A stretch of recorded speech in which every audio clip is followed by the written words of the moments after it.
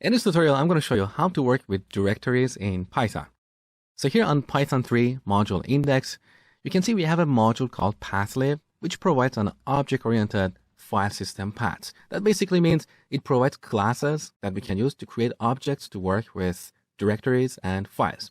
So if you click here, you can see how this module works. You can see all kinds of examples. For example, here under basic usage, you can see this is how we import the path class from the pathlib module. Let me zoom in so you can see clearly. Okay, so look, from pathlib, that's our module, import path. Note the naming convention. P is capitalized. That means path is a class. So we need to create an instance of this class, as you can see right here. Now there is so much documentation here. You can read this on your own, but let me quickly show you a few examples to help you get started. So back in PyCharm, on the top, from the pathlib module, let's import the path class. Now we need to create a path object to reference a file or a directory on our computer. So there are basically two ways to do this. We can use an absolute path or a relative path, which basically means a path starting from the current directory. For example, if you want to reference this e-commerce directory in our project, we can use the relative path. So we start from the current directory and then go somewhere else.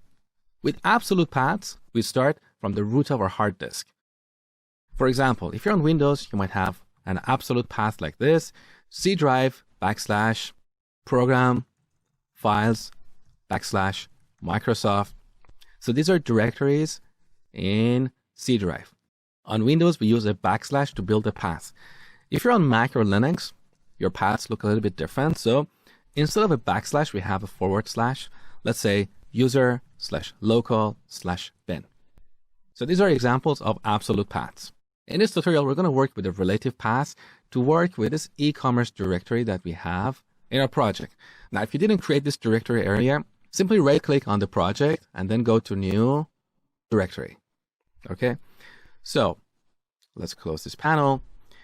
We create a path object. Now, if we don't pass an argument here, this will reference the current directory. Alternatively, we can pass a string.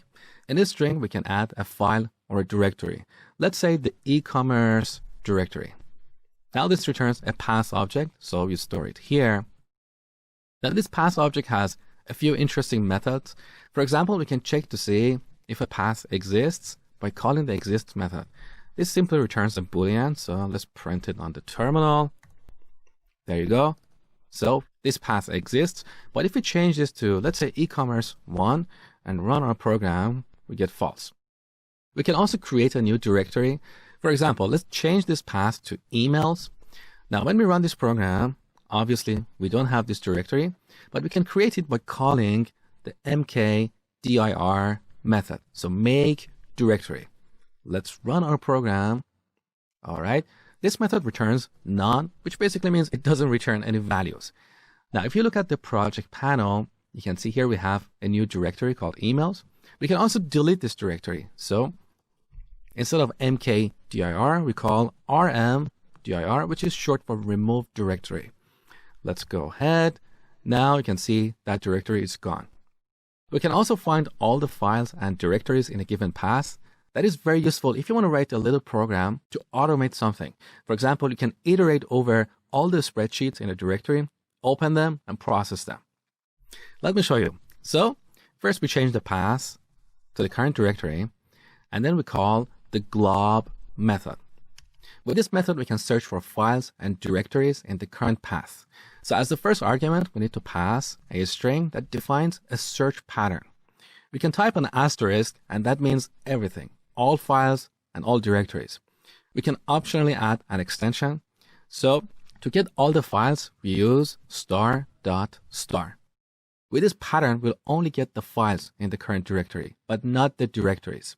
We can also search for all the Py files or all the Excel spreadsheets, anything.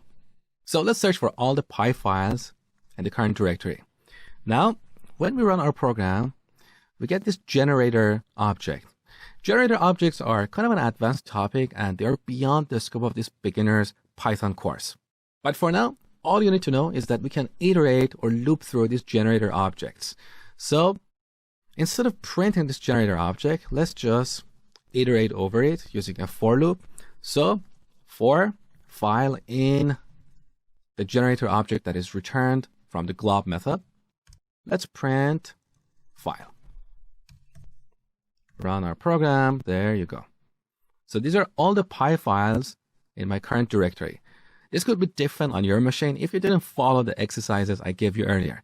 For example, this utils.py, we created this as part of one of the exercises earlier in this course. So don't worry if the files you see here are different on your machine. So we can use the glob method to search for files using a pattern. We can also get all the files and directories in the current path. So we just use one asterisk, run our program, take a look. So we have this e-commerce directory. We have notes.txt. This is a file I added earlier just to write notes as part of my presentation. So you're not going to have this file. We also have a bunch of other directories and files.